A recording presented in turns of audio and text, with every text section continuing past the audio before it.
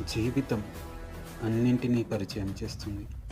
తిని ఖాళీగా కూర్చునే రోజులను, తినడానికి టైం దొరకని రోజులను, నిద్ర పట్టని రాత్రులను, నిద్ర లేని రాత్రులను, ఘోరమైన ఓటమిని, ఘనమైన గెలుపుని, ఆకాశానికెత్తే అభిమానాన్ని, పాతాళానికి తొక్కేసే మోసాన్ని, బాధల్లో తోడుగా ఉండే బంధాన్ని, బాధించే బంధువులను, వంగి వంగి దండాలు పెట్టించుకునే అధికారాన్ని, ఎవరికీ కంటికి కనిపించని దీనావస్థ.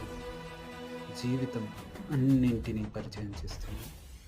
నీకు నచ్చినా నచ్చకపోయినా వీటన్నింటినీ జీవితంలో నువ్వు ఎదుర్కోవాల్సింది. ఇది జీవితం అంటే.